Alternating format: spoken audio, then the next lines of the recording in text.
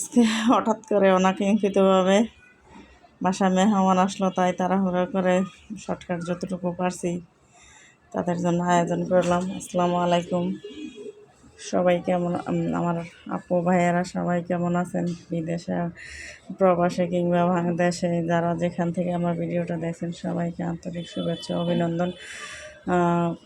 তো আশা করি ভালো আছেন, আমিও আপনাদের দয়া ভালো আছি। তো হঠাৎ করে আমার ননদের দেবর প্রবাস থেকে, বিদেশ থেকে আসছে হঠাৎ কাল সন্ধ্যায়। তো হঠাৎ আমরা রুমে ছিলাম, হঠাৎ ওনারা দেখে তো আমরা পুরাই অবাক হয়ে গেলাম যে কীভাবে হঠাৎ করে আয়সা পড়লো সে। তো রাত হয়ে গেছে, এই জন্য আর বাড়ি যায়নি। তাই বিদেশ থেকে যেহেতু আসছে, ঘরে রান্না বাড়া যাই ছিল তখন শর্টকাটে খাওয়াইছি, তারপরে আবার ওনাদের জন্য আয়োজন করলাম। আমি মুরগি কেটে ধুয়ে ভালো করে মুরগিটা ভেজে নিয়েছি, ভেজে নিয়ে আমি রোস্ট করবো। এখানে আমি দিয়ে দিয়েছি পেঁয়াজ ভাজা করে, আমি দিয়ে দিয়েছি টক দই, মশলা সব কিছু কষিয়ে আমি এখানে দেখেন আমি টক দই দিয়েছিলাম, তারপর সব ধরনের মশলা দিয়েছিলাম। মুরগিটা ভেজে নিয়েছিলাম আগে থেকেই আমি। তো আমি এটা রান্না করলাম, মুরগি রোস্ট মতোই করছি। যেহেতু হঠাৎ করে আমার বাসায় আসছে আর রাতের বেলা, তখন তো কিছু করার মতো ছিল না, তাই যতটুকু সম্ভব হয়েছে ততটুকুই করছি আমি। তো আমার এই যে মুরগির রোস্টটা দেখেন আমি ভেজে রাখছিলাম, একটু কষে আমি ঝোল দিয়ে দিছি। আর ঝোল দিয়ে উঠে নেওয়ার পরে আমার দিয়ে দিলাম একটু কাঁচামরিচ, 4-5টা কাঁচামরিচ দিয়ে দিয়েছি। আর এখন এই যে দেখেন আমার রোস্ট হয়ে গেছে, আর রোস্টের কালারটাও কিন্তু খুব সুন্দর হয়েছে, খেতেও কিন্তু খুব মজা হয়েছে। এখন আমি আরেকটা তেল বসিয়ে দিয়েছি, আমি হাঁড়িতে আমি দিয়ে দিলাম পেঁয়াজ কুচি, আর এখানে আমি দিয়ে দিব সব ধরনের মশলা।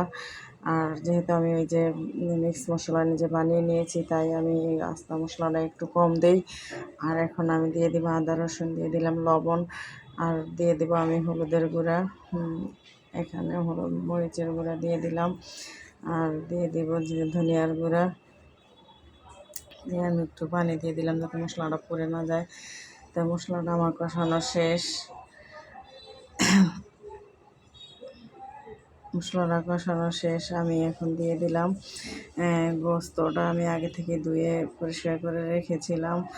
আর আমি এখন গোস্তটা নেড়ে চেড়ে আমি মশলাটা মিশিয়ে আমি ভালোভাবে কষিয়ে নিব। দেখুন কত সুন্দরভাবে কষে, কালারটা কত সুন্দর হয়েছে। রাতের ইয়াতে এত সুন্দর দিনে হলে আরও তো ভালো লাগতো। তো দেখেন কত। এখন আমি দিয়ে দিলাম আলুগুলো। আমার একটু গলাটায় সমস্যা হচ্ছে, একটু ঠান্ডা ঠান্ডা ভাব, এই জন্য কথাটা ক্লিয়ার বলতে পারতেছি না। আমি যে আলুগুলো কষে এখন গরম পানি করে রেখেছিলাম, আমি গরম পানিটা দিয়ে দিছি। আর দেখেন আমার তরকারিটার কালারটা কত সুন্দর হয়েছে, যে আমার তরকারি হয়ে গেছে। আমি আরেকটা পাতিল বসিয়ে দিয়ে দিলাম তেল, দিয়ে দিলাম কিছু পেঁয়াজ কুচি। আর এখন আমি চালগুলো দিয়ে দিলাম, আর চালগুলো আমি ভেজে নিব ভালো করে। আমার চালগুলো ভেজে নেওয়া শেষ, আমি দিয়ে দিব গরম পানি করে রাখা গরম পানি। আর আমি গরম পানি দিয়ে পোলাওগুলো রান্না করে নিলাম ভালো করে, খেতে কিন্তু খুব মজাই হয়েছে। আর মেলায় আমি ডাল রান্না করছি, ডিম বাচ্ছি, সিদ্ধ করে ডিম বাচ্ছি ভেজে আমি ওইগুলো আলাদাভাবে করেছি। যে আমার পোলাওটা হয়ে গেছে, দেখেন কালারটা কত সুন্দর হয়েছে আমার। তো যে যেখান থেকে দেখছেন, আমার ভিডিওটা ভালো লাগলে লাইক কমেন্ট শেয়ার করে পাশে থাকবেন। আর আজকের মতো এই পর্যন্তই। দেখেন এখন সবারই খাবার দিয়েছি।